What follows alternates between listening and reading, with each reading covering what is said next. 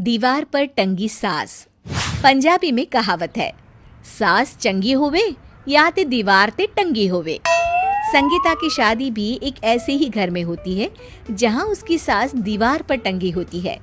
ससुर और पति शादी के पहले दिन उसे सास के फोटो के सामने ले जाते हैं, जहां ससुर जी कहते हैं, बेटा बेटा संगीता, ये तुम्हारी सास थी, बहुत नेक और भली, लेकिन थोड़ी गुस्सैल थी।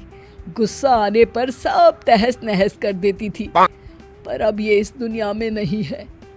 हाँ संगीता, माँ होती तो तुम इनकी कोई बात टाल नहीं सकती थी, वरना तो माँ घर में भूचाल ले आती। संगीता मन में खुश होती है कि अच्छा है कि ऐसी औरत अब इस घर में नहीं है, लेकिन दिखावे के लिए वो जैसे ही सास की फोटो के सामने हाथ जोड़कर खड़ी होती है, ये क्या? सास उसे देखकर मुस्कुराने लगी। संगीता आंखों को मलकर एक बार फिर से देखती है, लेकिन फिर सास के चेहरे का भाव, भंगिमा यानी एक्सप्रेशन बिल्कुल बदले होते हैं। वो अपने पति और ससुर को कहती है, माँ की तस्वीर तो स्माइल कर रही है। ना ना बेटी, ये कैसे संभव है? जरूर तुम्हें कोई गलती हुई होगी, ऐसा कैसे हो सकता है? लगता है तुम शादी की सारी फॉर्मेलिटी करते करते थक गई हो, तुम्हें आराम की जरूरत है संगीता। खैर, सारे संगीता की बात को इग्नोर कर कमरे में चले जाते हैं। वैसे सास की फोटो पर एक्सप्रेशन एक के बाद एक बदलते ही रहते हैं। सुबह होती है, पति और ससुर को काम पर भेजकर संगीता कमरे की सफाई करने में लग जाती है कि तभी उसे आवाज आती है, टेबल ठीक से साफ करो। ऐसे भी कोई टेबल साफ करता है? इससे अच्छा तो ये गंदा ही था। किसी औरत की आवाज सुन संगीता दंग रह जाती है और सोचने लगती है कि आवाज कहाँ से आई। आवाज को नजरअंदाज कर वो फिर से अपना काम करना शुरू करती है, लेकिन इस बार तो आवाज बिल्कुल उसके कान के पास से आती है। मेरा घर है ये, जब तक मैं थी चमका कर रखती थी, हर एक चीज शीशे की तरह थी।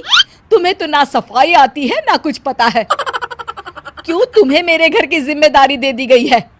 पता नहीं तुम में मेरे बेटे को क्या दिखाई दिया। मैं होती तो एक से बढ़कर एक लड़कियों की लाइन लगा देती। अब संगीता को समझने में देर नहीं लगी कि ये आवाज किसी और की नहीं बल्कि उसकी सास की है, जो दीवार पर टंगी है। वो उसके पास जाती है और कहती है, नमस्ते सासू माँ, मुझे तो कल ही लग रहा था कि दीवार में कुछ काला है। वो दीवार नहीं, दाल होती है पगली। सही पकड़े हैं सासू माँ। तो क्या हो गया आपको जो आप यहाँ भी चैन से नहीं बैठी हैं? सुना मैंने आपका व्यवहार काफी गुस्से वाला था। चुप रह तू, ज्यादा बकर बकर ना कर। घर का काम करना तो आता नहीं, आई है मुझसे बहस करने। हाँ देखिए सासू माँ, मैं आपसे साफ साफ कह देती हूँ, मुझसे पंगा लेने की कोशिश मत करिएगा। तभी पीछे से संगीता का पति आता है। अरे संगीता, किससे बात कर रही हो? कौन है वहाँ? संगीता की सास की फोटो फिर से पहले जैसी हो जाती है। आपकी माँ से कह रही थी कि मुझे काम करना आता। अरे संगीता, माना सास के ताने हर बहू को अच्छे लगते हैं, लेकिन यहाँ तो माँ है ही नहीं, तुम तो फोटो से ही। तुम भी लाजवाब हो संगीता।